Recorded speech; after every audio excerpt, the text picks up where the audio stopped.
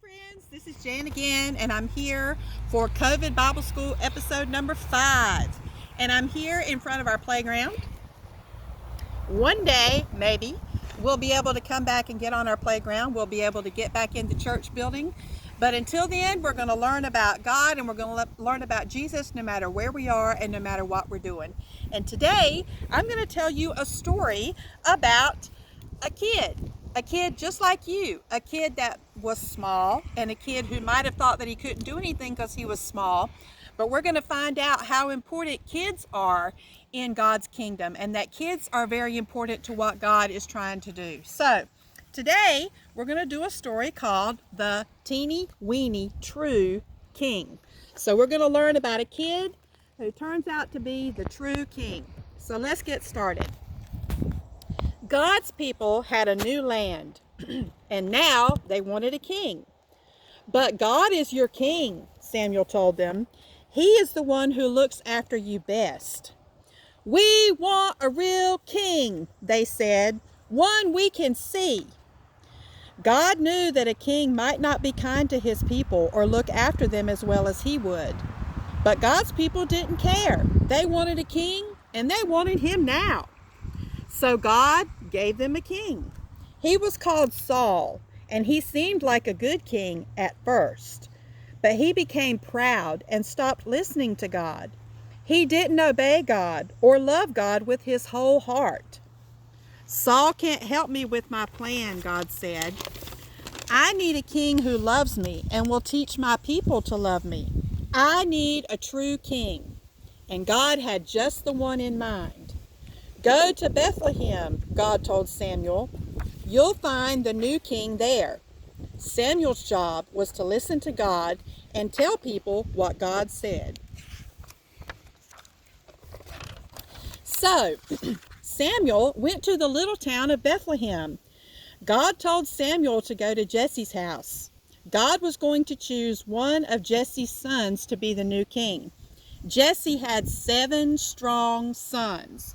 Can you count them? 1, 2, 3, 4, 5, 6, 7. That's a lot of sons and a lot of brothers. So Jesse had 7 strong sons. Now in those days, if you were going to be the king, you didn't have to be the richest or the cleverest, although that was always nice. You had to look like a king, which meant you had to be the tallest and the strongest. So you could carry the longest swords and biggest armor and defeat everyone. And it didn't hurt if you were handsome either. Samuel asked Jesse to bring each son in turn. So Jesse brought the oldest, tallest, strongest son. This must be the new king, Samuel thought. He looks like a king. But God didn't choose him. You're thinking about what he looks like on the outside, God told Samuel, but I am looking at his heart, what he's like on the inside. So Jesse showed Samuel his next oldest, tallest, strongest son. But God didn't choose him either. In fact, God didn't choose any of the 7 sons. Samuel said, "Is that all?" Jesse laughed. "Oh, well, there's the youngest one, but he's just the weakling of the family. He's only teeny." "Bring him," said Samuel.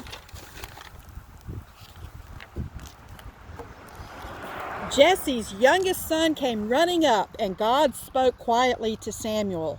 "This is the one." His name was David. "He has a heart like mine," God said. "It is full of love. He will help me with my secret rescue plan. And one of his children's children will be the king. And the king will rule the world forever."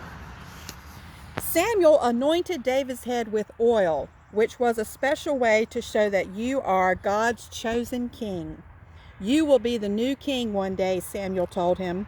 And sure enough, when he grew up, David became king. God chose David to be king because God was getting his people ready for an even greater king who was coming. Once again, God would say, "Go to Bethlehem. You'll find the new king there." And there, one starry night, in the town of Bethlehem, in the town of David, 3 wise men would find him. So, this is David, the youngest one of Jesse's sons. They didn't think that any of the sons were going to work to be king. They started with the oldest and the tallest and the most handsome, and they went through each one, and finally they got to David, and God said, this is the one. This is the one that I want to be king. And David, his job was to look after the sheep, but God had a plan to make this shepherd the greatest king in probably the history of the world, except for the King Jesus. So David's children's, eventually we got Jesus from this line of David. So the important part of this story is, it doesn't matter if you're young, it doesn't matter if you're the tallest, it doesn't matter if you're the strongest. What matters is that your heart is for God, and if your heart is for God, then God has a really big plan for you, and you're going to be able to do great things. So I hope that you're taking care of each other while you're still in your house, trying to stay away from this virus and stay away from other people so we don't get each other sick. And I hope that you're still reading Bible stories and learning about Jesus, and I'm glad you joined me here on YouTube. And some of you joined me on Zoom, and we have a lot of fun doing that. So we're going to pray for each other. We're going to be good to each other. We're going to take care of each other. And pretty soon we'll be back with each other in person again. So I will see you next time. Bye-bye.